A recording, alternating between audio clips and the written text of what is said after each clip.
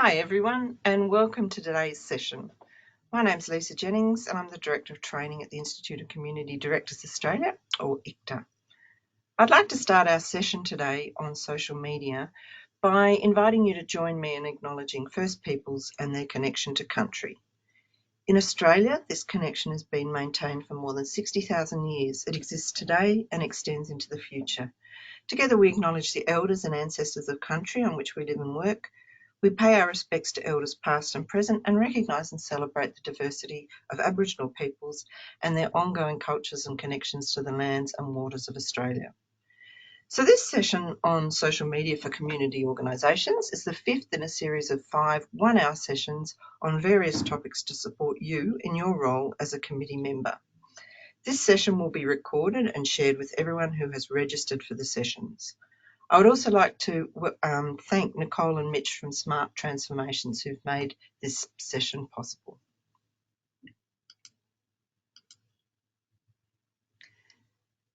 Just before we get started, I'll put this up on the screen for anyone who's having audio problems. If you have no sound, please open the audio section of the panel, then click on no audio and then computer audio, and that should fix it. We have Grace here in the background for a few minutes who can help you out if you're still having troubles. To contact her, you need to click on the chat icon. It looks a little bit like a cartoon speech box, and then write your message in the box where it says enter your message. You can use the little drop down arrow there to send direct private messages to just the organiser, the participants, or to everyone. The black control panel that you can see here on the screen will either be up the top or the bottom of your screen. So this setup is very similar to Zoom, which many of you will probably have gotten used to during the lockdowns and the pandemic. So basically you can write comments using the comment box there. You can download a copy of the slides from the materials section. That's that little, you've got a little paperclip there. And any audiovisual issues can usually be fixed in the settings, which is that sort of flower symbol. So whilst you can't speak with me today, you do have the opportunity to ask questions by clicking on the chat box and typing in your question. You can do this at any time. I'll do my best to answer these questions as we go along, and I'll follow up on any that I can't answer with you. And finally, a reminder that today's presentation is being recorded and will be available for watching at a later stage, so you don't need to be taking notes if you don't want to. So the aim of today is to help community groups and organisations in Dysart to use social media and get the most out of it. We'd love you to use this session to learn more about making it the best use of your time when setting up and using the various social media platforms whilst protecting you from undue risk. And what we're going to be covering is what is social media, why is it important to get started, preparing your organisation for social media, understanding how it works, planning your use of it, and a few next steps and resources.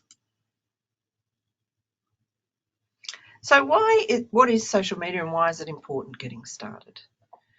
There are thousands of social media tools now available. The most popular you can see here on the screen: Facebook, Twitter, blogs, YouTube, Instagram, Vimeo, etc., etc. And as you can see on the screen, it's lots of different formats. For example, some of them have lots of text.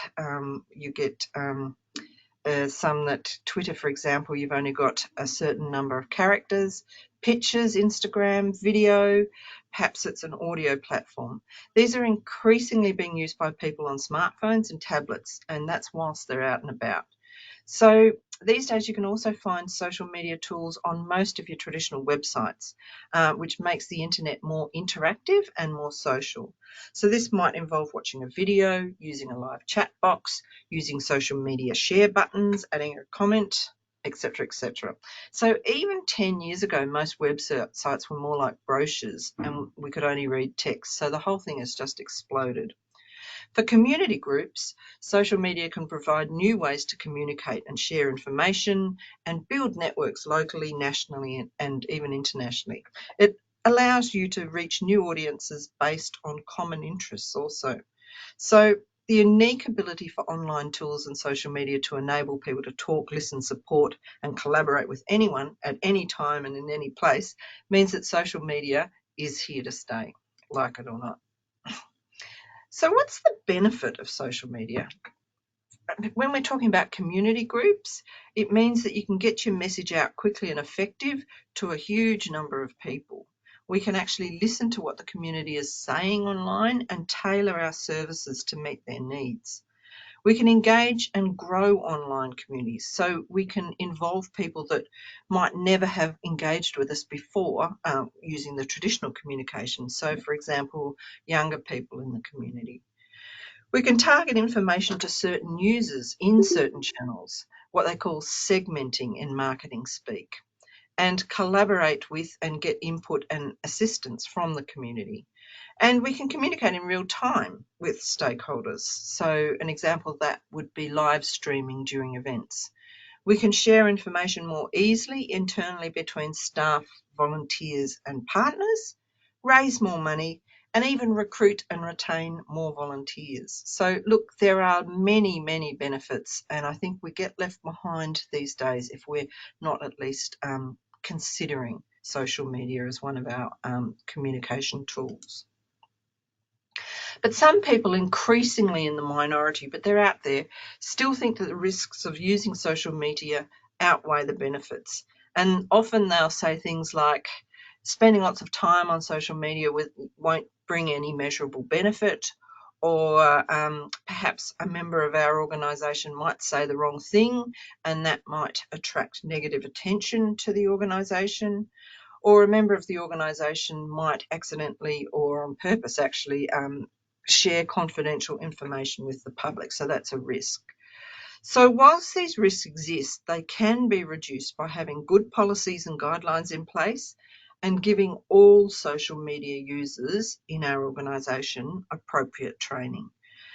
But the good news is we've got a number of tools and resources that we can share with you, which will help you navigate the social media world with confidence.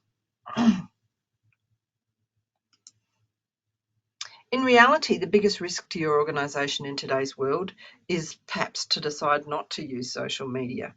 And I just wanted to put here the risks of not using social media, could include just not understanding the needs of your community because you're not being able to reach everyone, not being able to get your message to all of your stakeholders who increasingly consume news and information on these sorts of channels, not hearing what the community is saying about you or about issues relevant to your group, not enabling the community to communicate with you on their preferred channels, and missing out on the large online audience for your events and volunteer opportunities. So my question to you is, and you can write in the chat here if you like, if you trust your members and staff to speak to the community in person or over the telephone, or if you trust them to send letters or emails, then shouldn't you trust them to appropriately communicate via social media? So these resources will guide you through the process of getting started on social media. We're going to outline the key issues your group or organisation should consider, how to choose social media channels to use, and how to put it all together for the best effect. But just a note here, technology is changing so quickly that there will always be new social media channels to consider. So, for example, over the last 18 months, perhaps, the change has been TikTok, which we didn't have before. It's just a matter of trial and error to find out what works best for your particular needs and your particular organisation. And as always, the most important thing is to listen and learn from the feedback and the data you're receiving from your community along the way. So let's have a look now at preparing your organisation to start using social media. If you're going to use social media in your community group, it's important that you have some basic foundations that will ensure success. So there's a list here. The first one is really important. It's leadership. Using social media means adopting a more open culture in your organisation, and sometimes this can be a massive cultural shift. It's especially important that social media is championed and endorsed by the leaders of the organisation, even if you're entirely volunteer-led. So that could mean that your board or your committee, for example, is saying, yes, we want to use social media. So without leadership buy-in and commitment, social media will rarely be a success. The second one is integrate your social media into your planning. Hopefully you've got some sort of business plan or a marketing plan. To make social media really work, it should be included in these, and there should be some goals attached to its use. And this will allow you to measure the success of your social media activities or the failure and determine its value to the group or your organisation. You'll need to make a decision about how centralised or decentralised the control of your social media is going to be. So many larger organisations start their social media journeys with a centralised approach. For example, where there's only one person solely responsible for all social media. The alternate approach is a decentralised model where many individuals across the organisation access and use social media, of course, subject to approved guidelines. At the Institute of Community Directors, where I'm from, we've seen firsthand how social media empowers employees and volunteers to do great things, and we therefore strongly advocate a decentralised approach where everyone is encouraged to use social media, again, where appropriate and with the right training. You're going to have to make some decisions about resourcing. Developing and contributing to social media sites does require resources, and this is usually people's time, a little bit of money. How much you need will vary depending on the channels you use and for what purpose. I'd probably recommend you start small, choose only one social media channel and create a content plan and schedule that can be delivered with your current resources. Once you've proven that it can deliver value, you can grow your online presence and ask for more resources.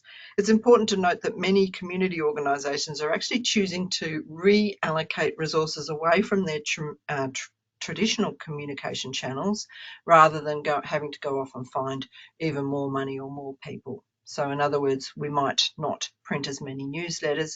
We might spend that time and effort on a social media, just one social media platform. To do really good social media, it's good to have a bit of training, like we're here today. But look, social media is software, just like learning Microsoft Word or a new accounting system. So installing new software should always be accompanied by training, and social media is no different. So don't assume that your younger members or staff automatically have the knowledge or the confidence to run social media platforms. Remember that just because people use social media in their personal lives doesn't mean that they know how it can work for your community group. We recommend at least 2 types of training. So the first one would be some sort of social media 101, an introduction to social media, how it's being used around the world, how best to use it in your organisation and with your community. So that would include, in that social media 101, training on managing risk and targeting the right audience. This training would usually be delivered to a large number of people within the group or the organisation. And then the other sort of training would be tool-specific training. So you might have specific training on Facebook, the back end of it, particularly the analytics, Twitter, or whatever other tools the organisation is choosing to use. So this training is more likely to be in small groups or with just one-on-one. Record keeping. Look, it's not necessary to keep all of your online conversations. However, it's important to keep a record of anything significant or controversial that might become a mainstream media issue or cause legal issues in the future. You can record information through screenshots, links if they're available, and just remember to detail the time and location of the post. There are some programs out there that you can use to automatically back up your social media activity, but they would probably be for larger organisations. And then what that does is they convert it into PDFs so that you can save it. Examples called Backupify and Social Safe. And there's many more available. You just need to search online. So the final foundation to ensuring success that you can see there on the screen is having policies and guidelines. So once you've decided on how your organisation wants to use social media, it's important to develop a social media policy or guidelines that reflect and support your approach. A policy sets out the rules of engagement to provide clarity and confidence to others using social media on behalf of the organisation and helps reduce potential risks. We've got a great social media policy from our organisation that you can download for free, and the link for this is at the end of the presentation. We've got a policy bank there actually with a policy for just about everything, and you can find media, communication and social media policies on that. So how does social media work? Let's just have a little look at that. Often it's referred as online word of mouth because people can quickly share information with their networks of friends and colleagues who can then share it with their networks of friends and colleagues. And the ability to connect and engage with large numbers of people in this manner is one of the major benefits of social media. It's called the network effect. And as you can see in the diagram, the telephone was one of the first technological networking tools. The more people who used the telephone, the more powerful it became. As you can see on this diagram, social networks work the same way. The more people that are on a social network, the more powerful it becomes. So what makes Facebook so powerful is the sheer number of people using it on a regular basis to acquire and share information. So community groups thinking of using social media should understand what networks their community is using. You may think LinkedIn is a great tool. It is, but if your audience is not using it, there's no real value in using it for your group. Conversely, you may not personally like or even use Facebook, but if all of your community, all of your audience is using it and like it and prefer getting information from that channel, it's probably a tool that you should consider for your group. Basically, your audience, not you, decides the tool that you should use.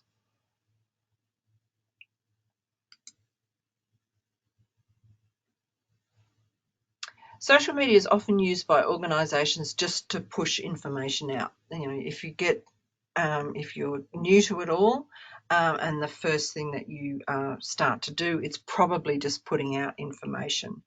However, we should look at using social media in lots of different ways. It can be really useful, and there's a great diagram there which shows about 5 ways that you can do it.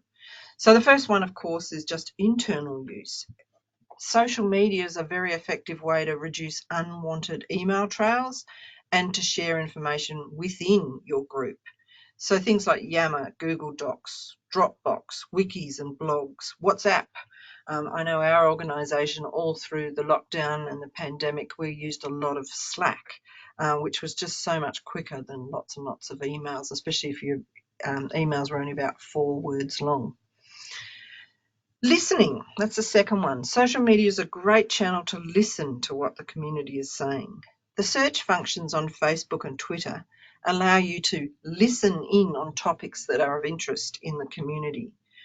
Also, dedicated monitoring tools like Hootsuite and Sprout Social allow you to listen to multiple social media channels at the same time. This can help you get a better understanding of the needs of your community and helps ensure your group offers the services and events that the community actually wants. Then we've got sort of talking. Talking on social media allows your message to reach large numbers of people very quickly. However, it's really important to understand who you want to talk to and what they want to hear from you. If you post good content, people will listen when you talk. So content should be digestible, i.e. easy to read, use simple language, use bullet points, clear headings, lots of images, graphics, and video where appropriate. And solve a problem. The content you post should deliver value to people who read it. There's no value in posting content that's not useful to your audience, no matter how interesting you find it. And then your talk, your content needs to relate to your expertise. Content you post on social media that's in a non-personal context, should always be in line with your expertise. Post content that relates to the services and value you offer to the community. I'd, again, refrain from posting content that's not related to the organisation or the community you serve. So the fourth way you can use social media is this idea of supporting. Social media can be used to support your community.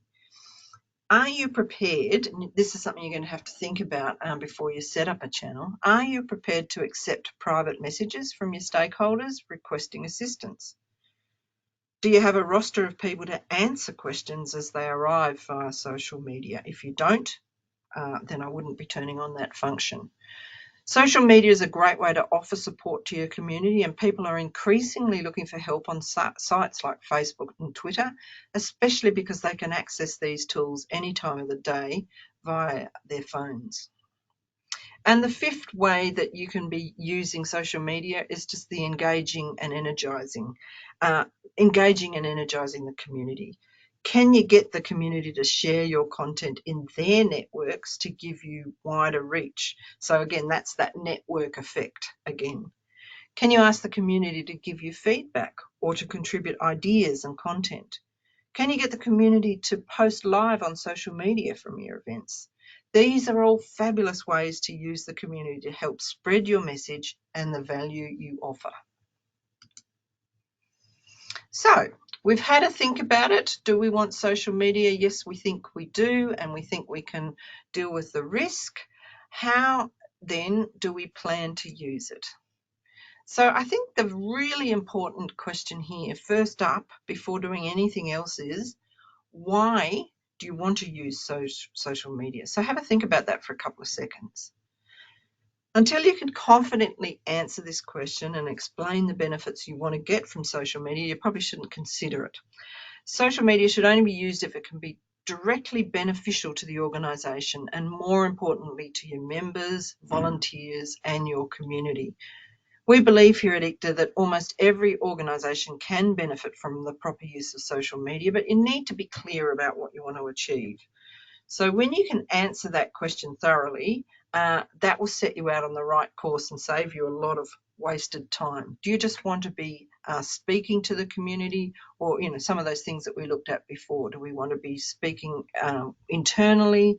Do we want to be engaging and energising? That sort of thing. So social media is all about communicating with your stakeholders in the community.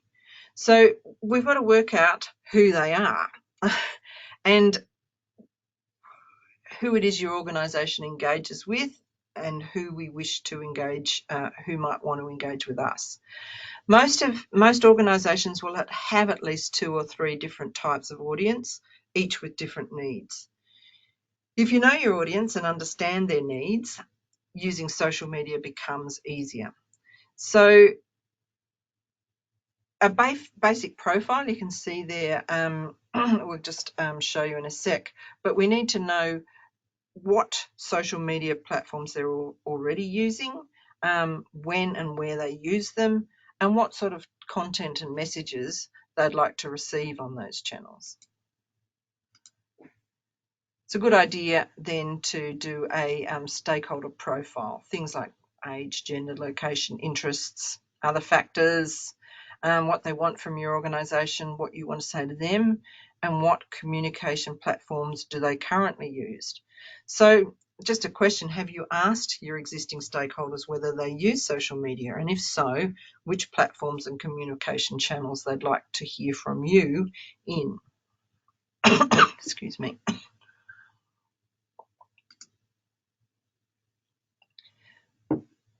So there are many choices and platforms to choose from in social media. Most community groups and community organisations tend to focus on the 3 main social media networks. So that's Facebook, Twitter and YouTube.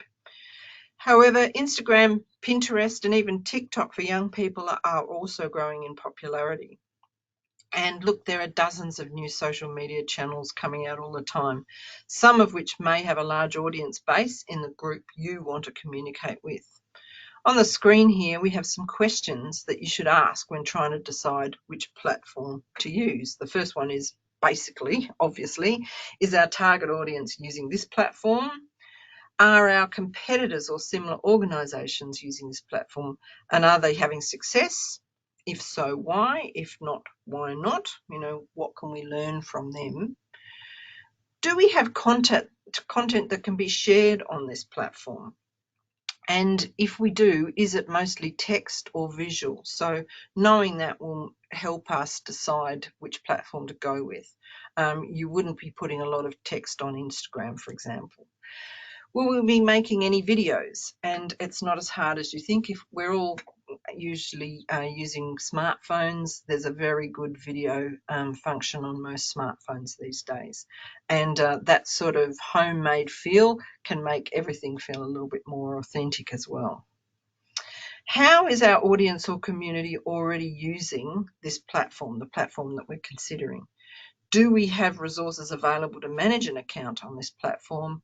And what are our targets, and how will we measure success? Is it enough just that we're getting lots of people visiting and liking, or do we want them to actually be contributing as well? This table could help you understand your options and which of the platforms might work best for you. And you can see here Facebook, direct to the customer. It's very trusted, and it's on top of mind. Most people know about it these days, and it's kind of an online word of mouth.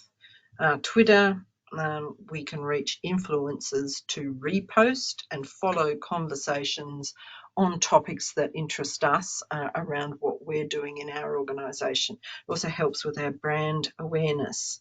Instagram will illustrate the experience. Again, we can attract influencers if that's what we want. LinkedIn is a more business-to-business type of platform. It's very strategic, and you can attract and maintain strategic relationships.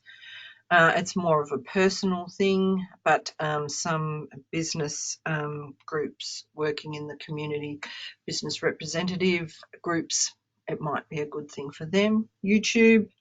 Lots of explainer videos. A 3-minute explainer video can be fantastic on YouTube and help with your brand or your community group's awareness. And your website, hopefully you've all got some sort of website, can be a really good basis for all of these things. So once you've decided what your social media platform is and your page is up and running, it's time now to build your audience. So we've got this fantastic, let's say it's a Instagram page, but how do we build our audience on that? How will our content be found? How will people know where our page is? We've got all this fantastic stuff there, but nobody's coming. So there are ways to promote your page without having to pay for an advertisement. And the best way is to integrate it with your existing communication channels.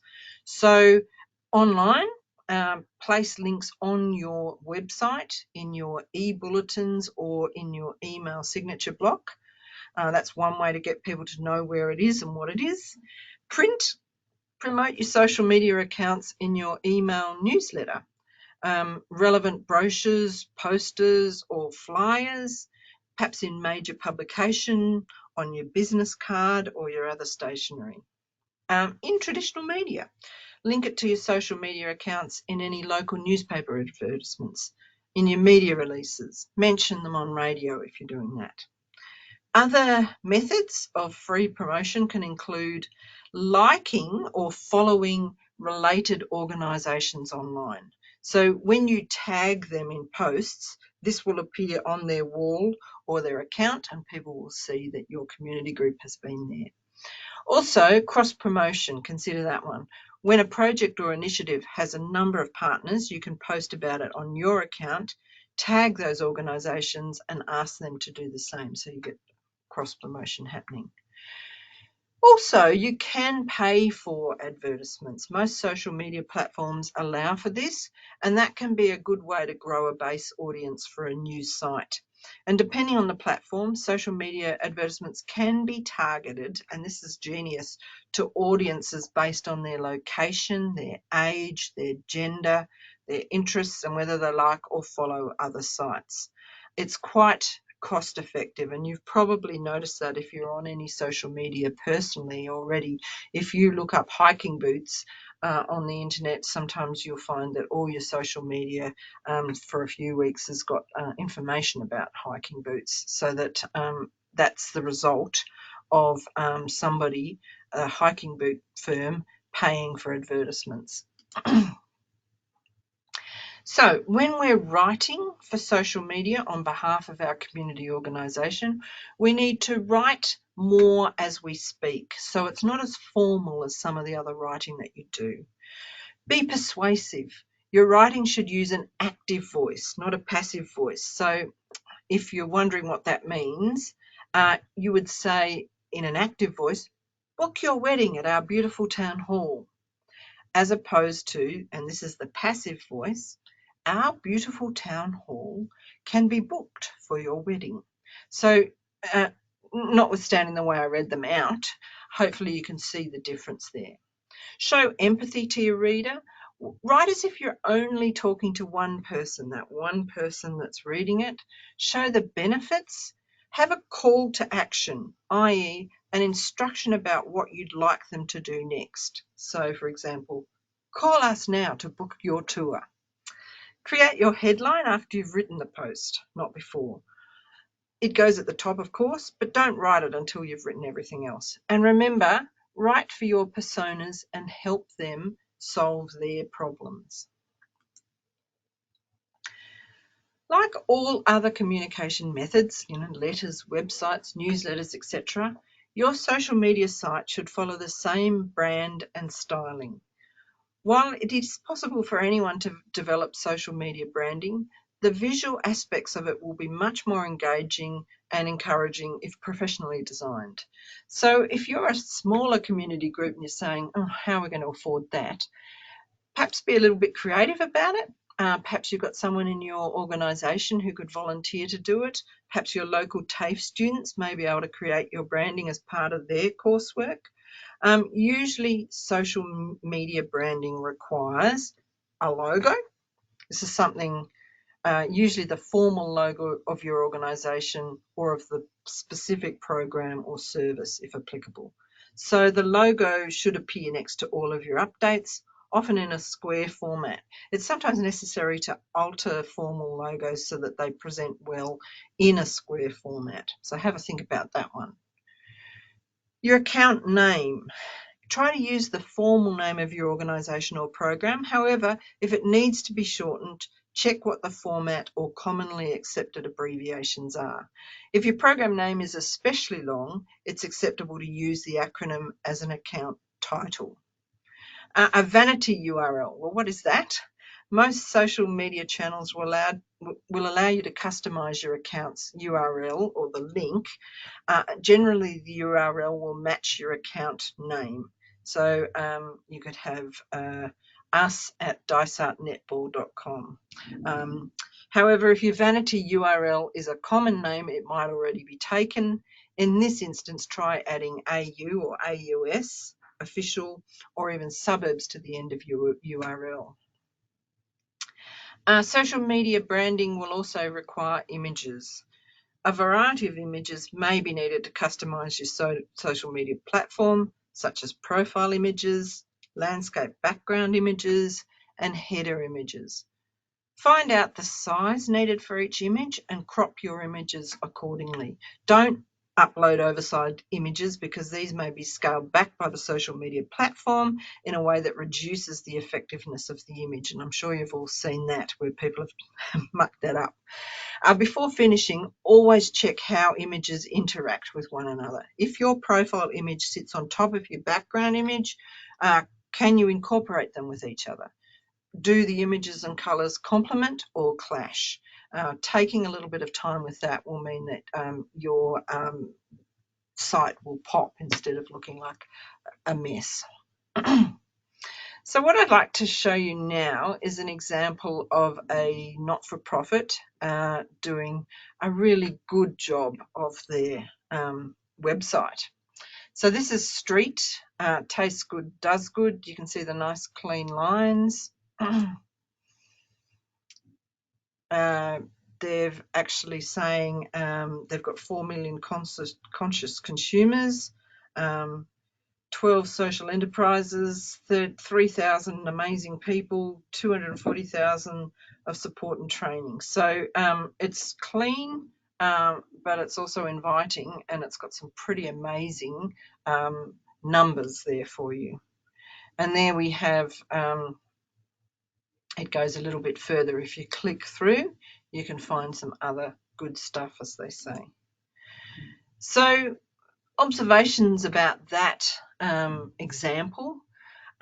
It's clean with nice, clear, strong images that you can click on. There's explanatory text for first-time visitors. There's the logo that we were talking about and consistent branding throughout. It's easy to find and understand the navigation. So it's got strong readability and simple language, large type on a clear background, strong images, not just words, and they've got a news feed there. Have a look at it if you're interested. That can easily be updated. So what we've talked about so far is what the users or your audience or your community can see. One of the things that you can do with social media is actually use the analytics as well. And if you look in the back end, if you're an administrator of a social media site, there's all sorts of things that you can find out. Things like, well, what actually works best for us in our community? And it will show you what the best times to post are and how many times per week you should be posting. Should we be posting twice a day? Should we just be posting in the afternoon or in the evening when people flop down on the couch and open up Facebook or whatever it is? Schedule your early posts across a range of days and times so that you can work out which ones perform best. And the analytics will show you how many people clicked on it, how many people liked it, and how many people shared it, if that's what the platform does. So use the analytics also to determine the effectiveness of your social media strategy and analyse the numbers of likes, shares of posts and opens, views of e-newsletters, etc. So Buffer or Hootsuite have, and these companies have free or discounted rates for not-for-profits. This software enables you to both schedule and analyse data, and they're really invaluable if you're using more than one platform. They also enable you to create content once and automatically customise it for each platform. So that's Buffer or Hootsuite.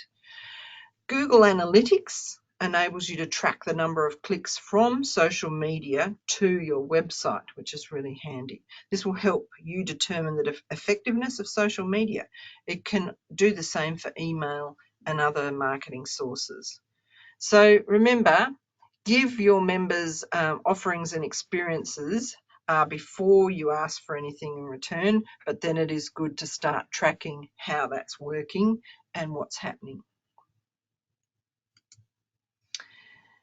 You should consider in all of this having some guidelines or house rules that clearly tell users of your social media what their responsibilities are when using your site. So if you set clear expectations about the level of responsiveness and engagement they can expect from you, people won't get any nasty shocks.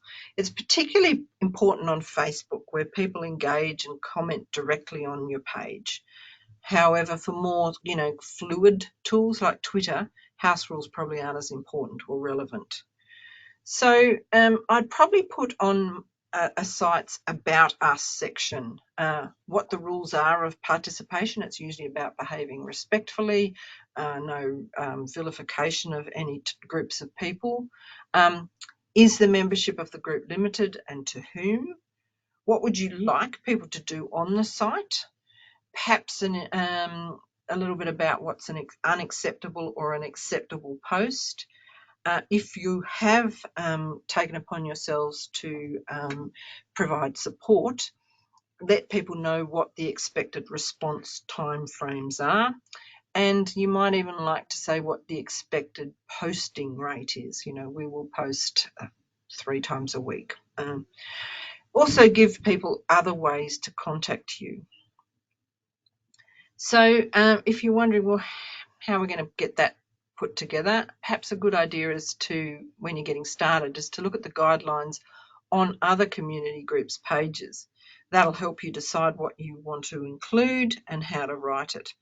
And like all social media messages, make sure your guidelines are concise and easy to read. We don't want such dense text that people just flip over it. Little note here also about privacy and security. Most social media sites have privacy settings that can be adjusted to control who can access your profile and the information you post. However, the default setting is usually set to open access. If you want your profile restricted, you'll need to understand the privacy settings on each site and adjust your settings to best suit your needs. So there's usually a button somewhere, usually in the settings section. But before you do this, you'll need to think about the implications of restricted access to your profile and pages before changing your settings. So for example, if your community group is trying to reach new people, restricted access to your social media channel wouldn't make a lot of sense. Also on the topic of privacy, your login information should also be kept secure and changed at regular intervals to protect unauthorized use or hacking of your page. So remember to choose passwords that combine upper and lower case letters and numbers. You'd be surprised the number of people who don't do that. But most hacking and ransomware and horrible things that happen online are usually because people are being a little bit dopey on our end as the users. So store your login information in a secure location and do change your password every 6 months. Make sure that you don't use the same password for every single account. And when an employee or a member or a volunteer with access to your social media channel leaves the organisation, then that's another prompt, if you like, to change your passwords again. Just a little bit of a reminder here about accessibility. Social media offers new ways to involve and interact with the community in many aspects of their lives. However, in the community, access to social media accounts might be constrained if people don't have a computer or some sort of device, or they don't have the skills or the technical support, or if they don't have reliable internet connection, or the platform isn't compliant with web accessibility requirements. So look, I just, as a little caveat on all of this, it's essential to also provide information via other sources. It's recommended that you don't entirely replace traditional media with social media. Always provide information in other channels such as newsletters, bulletins, letters, brochures, posters, media releases and advertisements, etc., in addition to your social media. So here we've got a great resource which has some really great writing tips for when you're posting online. In this book, it's got some really good tips there. And you can get that by following the link down the bottom of the slide there. There's also a really good resource which is called How to Stand Out from the Crowd. So that's not just social media, it's a complete marketing and media handbook for community organisations. That one does cost, but if you're to go on to the Institute of Community Directors Australia Tools and Resources, if we click on there, there are literally thousands of free help sheets and resources that will help you. And if you click on social media there, I had a look today, there was more than 50 bits of content there that could be helpful for you. Also, you can see there the Institute of Community Directors Australia Policy Bank. We have a policy for just about everything, including media, social media, communications, etc. So thank you very much for joining me today. I hope you've enjoyed this webinar and the information it contains has been useful for you to help you care for your community organisation and perhaps set up a social media presence. Good luck with that, and we look forward to having the pleasure of your company again soon. Thank you very much.